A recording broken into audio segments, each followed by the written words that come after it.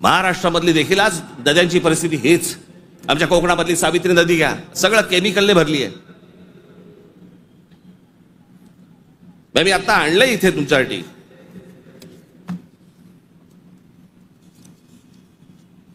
देशभरात एकूण 311 नदीपट्टे म्हणजे पॅचेस असे आहेत जे प्रदूषणामुळे धोक्याच्या पातळीवर असून त्यात महाराष्ट्रातील तब्बल 55 नदीपट्टे प्रदूषित आहेत।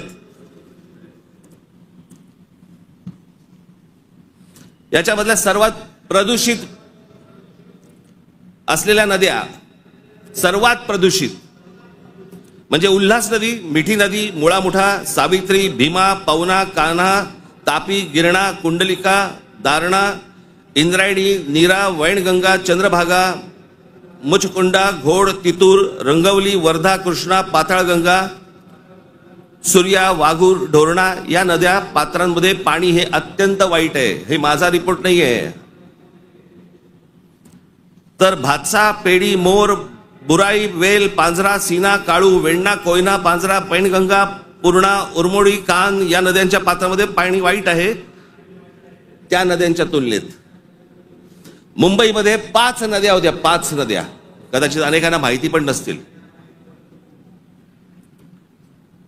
त्यातल्या 4 मेल्या। मेल्या म्हणजे मारल्या। सांडपाणी, झोपडपट्ट्या आणि या सगळ्या गोष्टींबंद त्या 4 नद्या मेल्या आणि 5वी ही आता मरायला आली आहे, ती म्हणजे मिठी नदी। या सगळ्या नद्या मारून टाकल्या आपल्या लोकांनी। दरवर्षी येणार मुंबई महानगरपालिका म्हणणार की आम्ही मिठी नदी साफ केली। ही साफ जोपर्यंत आजूबाजूची वस्ती हटत नाही तोपर्यंत ह्या नद्या कधीही साफ होणार नाहीत। आपल्या सगळ्या नद्यांमध्ये सगळीकडे केमिकल्स भरलेली आहेत का? आमचं पोल्युशन कंट्रोल बोर्ड काय करतं?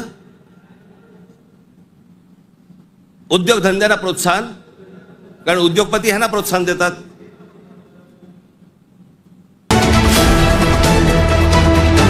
VPL YouTube चॅनलला लाईक करा, सबस्क्राईब करा आणि बेल आयकॉनवर क्लिक करायला विसरू नका।